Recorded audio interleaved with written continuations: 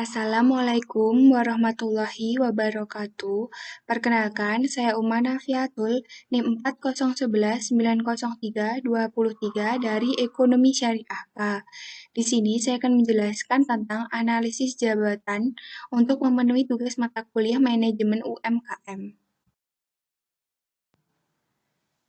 Yang pertama adalah definisi analisis jabatan. Analisis jabatan merupakan bagian tidak terpisahkan dari manajemen sumber daya manusia atau MSDM. Menurut Hasibuan Malayu pada 2007, pengertian MSDM adalah sebagai berikut. Manajemen sumber daya manusia adalah ilmu dan seni mengatur hubungan dan peranan tenaga kerja agar efektif dan efisien, membantu terwujudnya tujuan perusahaan karyawan dan masyarakat. Analisis jabatan merupakan bagian dari perencanaan sumber daya manusia. Menurut Edwin Flippo, pada tahun 1994, analisis jabatan adalah proses mempelajari dan mengumpulkan informasi yang berhubungan dengan operasi dan tanggung jawab suatu pekerjaan tertentu. Filippo menekankan bahwasannya ada dua kegiatan utama dalam analisis jabatan, yaitu mengumpulkan informasi tentang operasi dan tanggung jawab suatu pekerjaan dan mempelajarinya terlebih mendalam. Definisi lain menyebutkan the procedure for determining the duties and skill requirement of a job and the kind of person who should be hired for it dalam Disler tahun 2000. Hasilnya dirumuskan menjadi deskripsi dan spesifikasi jabatan atau job description and job specification dalam bentuk tertulis.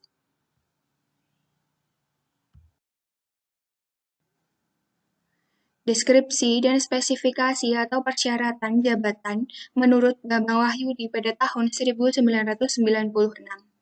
Deskripsi jabatan adalah gambaran secara singkat, cermat, dan teliti mengenai fungsi, tugas, wewenang, tanggung jawab, dan hubungan dari suatu jabatan tertentu. Isi jabatannya terdapat yang pertama, identifikasi jabatan, yang meliputi nama jabatan padanan, kode jabatan. Yang kedua, sifat jabatan yang meliputi uraian jabatan, wewenang, hubungan dengan jabatan, supervisi yang diperlukan, peralatan atau mesin yang digunakan, dan kondisi kerja. Yang terakhir, tentang kualifikasi yang meliputi kualifikasi umum dan kualifikasi khusus. Persyaratan jabatan.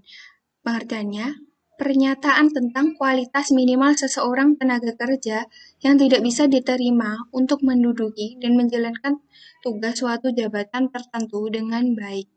Isi spesifikasi jabatan yang pertama, syarat umum yang berisi pendidikan dan pengalaman, dan yang kedua, syarat khusus yang berisi kondisi fisik atau psikis, jenis kelamin, minat, dan bakat.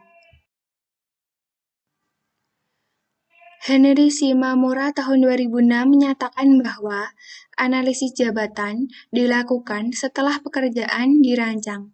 Karyawan dilatih untuk melaksanakan tugas dengan sebaik-baiknya. Ada 3 alasan analisis jabatan dilakukan.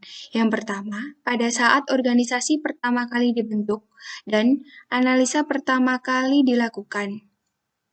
Yang kedua, pada saat dibuat pekerjaan baru. Yang ketiga, pada saat pekerjaan berubah secara signifikan akibat metode baru, prosedur baru, dan teknologi baru. Pada intinya, analisa jabatan adalah menempatkan orang yang tepat pada suatu pekerjaan tertentu sesuai dengan kemampuan, keahlian, dan pengalaman dalam melakukan suatu pekerjaan. Jadi, dalam hal ini dapat menghindari hal-hal yang kurang menguntungkan bagi perusahaan, seperti seringnya mengganti atau menempatkan orang yang kurang tepat untuk suatu jabatan di dalam organisasi perusahaan. Prinsip dan prosedur analisis jabatan. Yang pertama, prinsip analisis jabatan yang berisi tentang 1. Harus ditentukan secara jelas batas-batas pekerjaan dalam jabatan. Hal ini ada dalam jabatan. Yang kedua, harus berdasarkan atas kenyataan sebenarnya atau objektif menggunakan data, berkaitan dengan wewenang yang ada. Subjektif pribadi dihindarkan. Yang ketiga, proses kegiatan dalam jabatan itu harus disusun secara kronologis. Yang terakhir, memperhatikan situasi pekerjaan. Yang kedua adalah prosedur analisis jabatan yang berisi 1. Penentuan tujuan analisis jabatan 2. Perencanaan analisis jabatan 3. Pengumpulan data jabatan 4. Pengolahan data jabatan 5. Penyajian hasil analisis jabatan 6. Penyusunan program MSDM lainnya. Tujuan analisis jabatan. Analisis jabatan penting dilakukan sebelum diadakannya perekrutan tenaga kerja. Ada beberapa manfaat yang diperoleh dengan mengadakan analisis pekerjaan, yang juga merupakan tujuan dari dilakukannya analisis jabatan. Adapun tujuan analisis jabatan yaitu 1. Memperoleh tenaga kerja pada posisi yang tepat. 2. Memberikan kepuasan pada diri tenaga kerja.